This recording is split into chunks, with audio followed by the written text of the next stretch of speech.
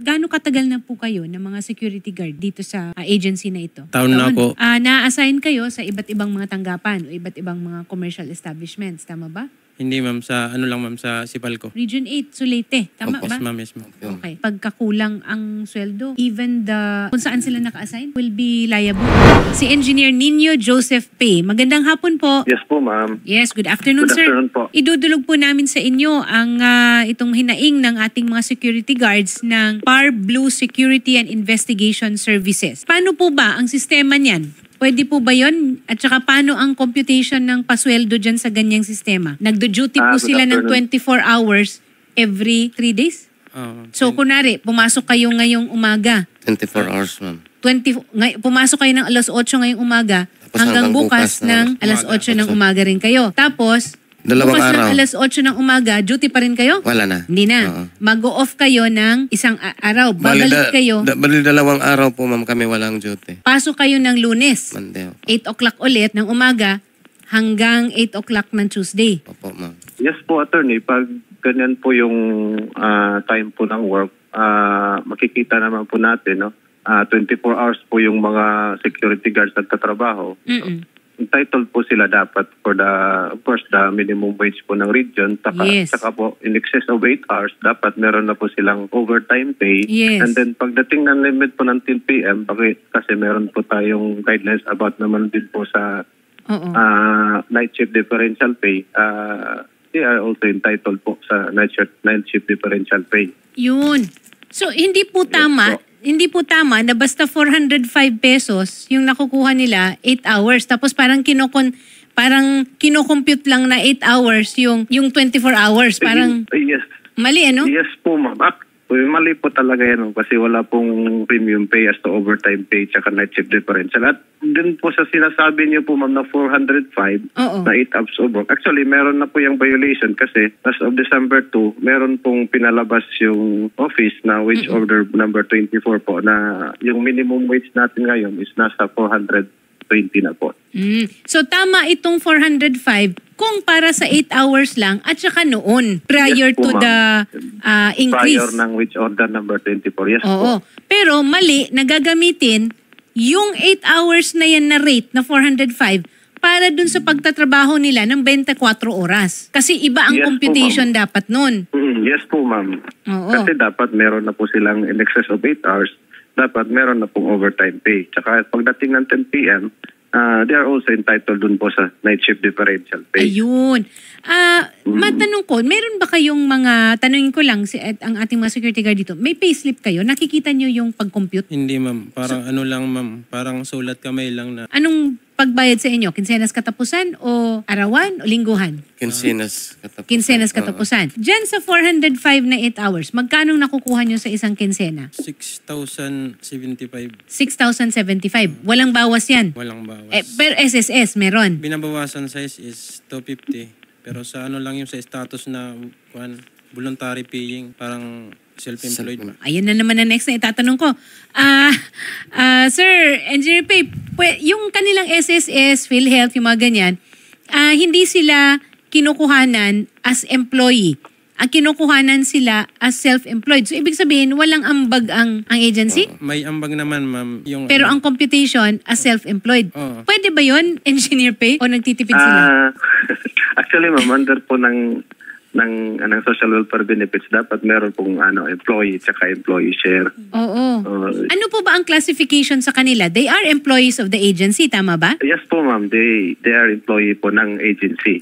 So, they should be computed for purposes of contribution as employees wherein mas mababa ang employee share. Tama ako, di ba? Mas malaki ang employer share. Yes po, attorney.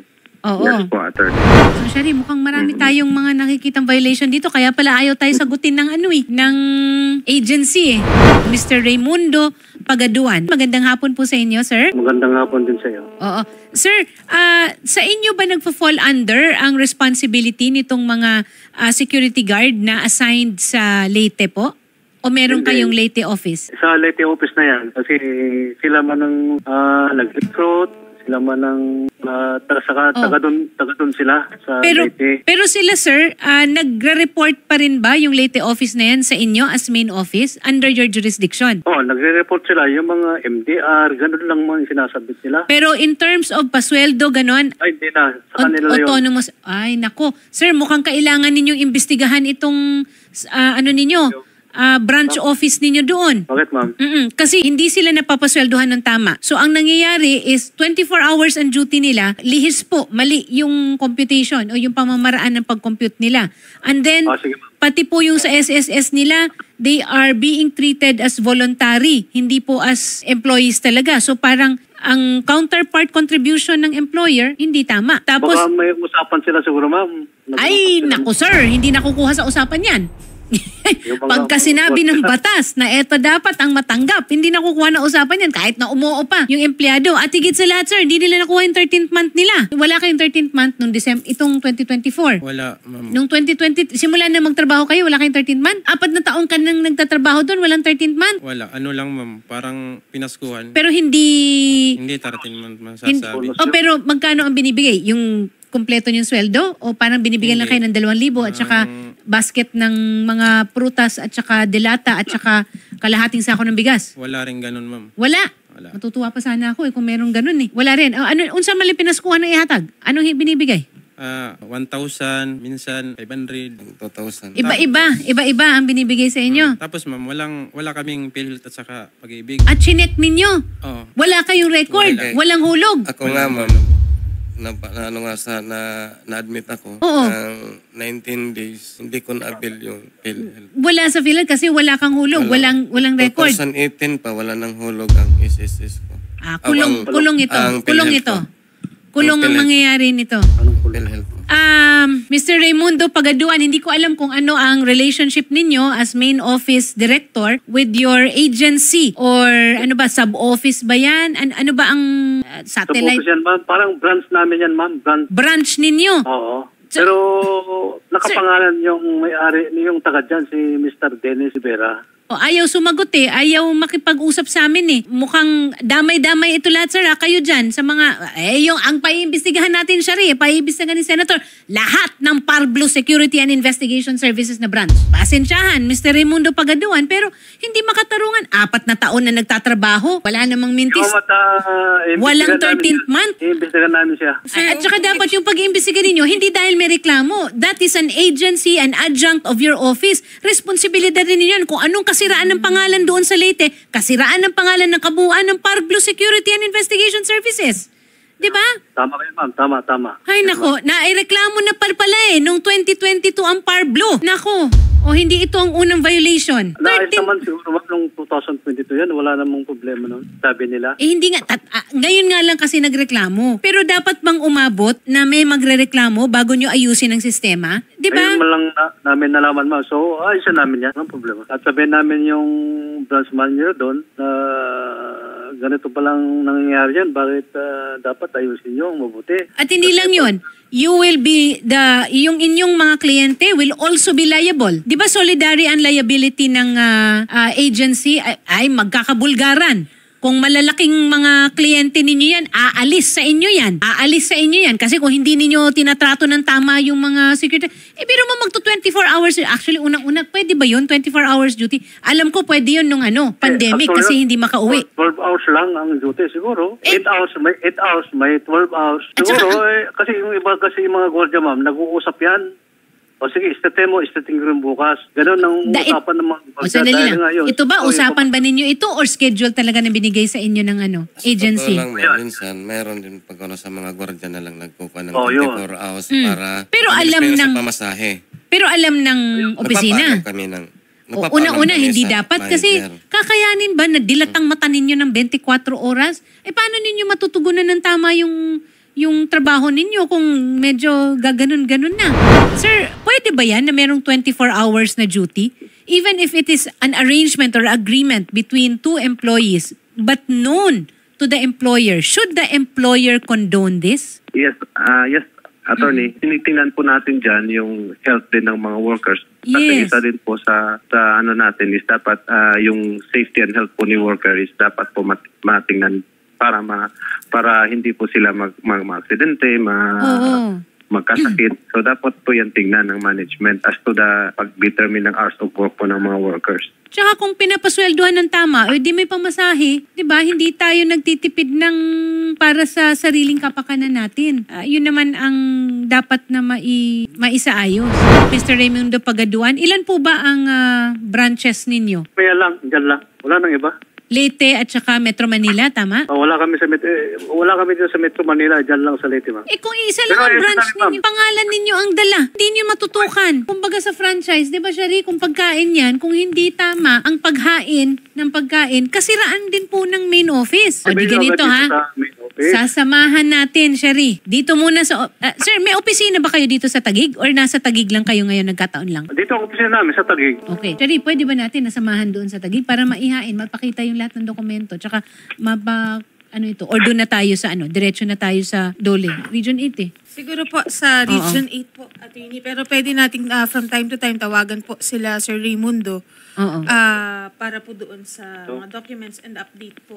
Opo. So, Sir Raimundo? Go ahead, ma'am. Opo. Nakikinig po si Sir Rafi ngayon, no? Paobligahin niyo po itong yung Par Blue Security sa Leyte, no? Yung tanggapan niyo po doon. Paobligahin niyo po na sumunod po sa tama at ibigay po yung mga kakulangan po. Simulan ng mga na natin sa 13th month pay. Opo. Ma'am, sige, walang problema yan. Papuntahin namin pa yung branch namin, pa-report namin dito sa main office. Opo, agad-agad sir ha. Yun po ang utos po ni Senator. Sa Lunes po, magtatanong si Senator dito sa mga ito kung natanggap na nila. Yes, ma'am. Go ahead. Walang problema, ma'am. Walang problema. Attorney, good afternoon. Yes. For 5 po ang sweldo nila, 8 hours duty po. To tell you honestly, attorney, naka-self-employed po, binabayaran po namin yung SSS nila. Meron po kami mga kopya po sa office. Bakit po as self-employed? Pero binabayaran po namin. Bakit po as self-employed? Hello, attorney. Bakit po as self-employed? Mga employee sila ninyo. Attorney, nag-usap-usap naman po kami niyan sa office po, attorney. Naku, ayan na naman. Ayan na naman. Okay naman po. At again, ma'am, uulitin ko ha. The employer is always in a position of ascendancy when it comes to the relationship niya with the employees.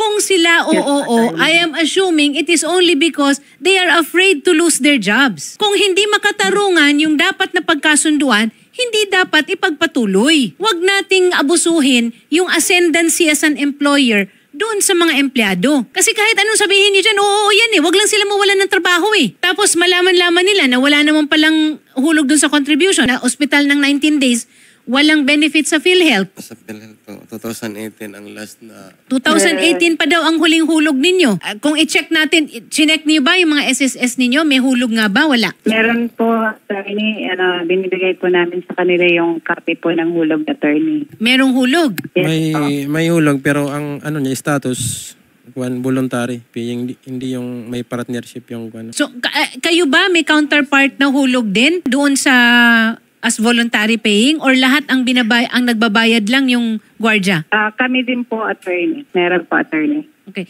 That will have to be reviewed, ha? That practice will have to be reviewed, ha? Attorney, kami pang naghuhulog ng SS nila. Hindi po namin dinideduct dyan sa nila, attorney. For all 5 na 8 hours po, attorney. Isa pa yun, kailangan i-review yung manner ninyo of computing the duty hours and the rate na nakukuha nila. Again, hindi tama na 24 hours silang mag-duty. Informed na ang SOSYA dito at kinukuha na ang detalye so that appropriate investigation can be done. If I am not mistaken, previously nagkaroon na rin yata ng complaint against sa inyo sa Par Blue, tama ba? That you were able to address? Pero na-address nyo, 2022. Nagkaroon na nga ng record, naulit pa. Parang hindi naman tayo natututo. Wag na lang na hindi tayo sumusunod sa batas.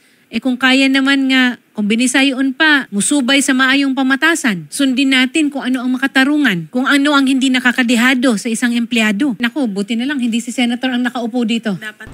13th month pay noong December, ma'am, nabigyan ba itong mga ito? Ngayong December, hindi po kasi po ganito po yun, attorney. Ay. Hindi kita bibigyan ng pagkakataon na magpaliwanag, ma'am. 13th month pay is mandated by law.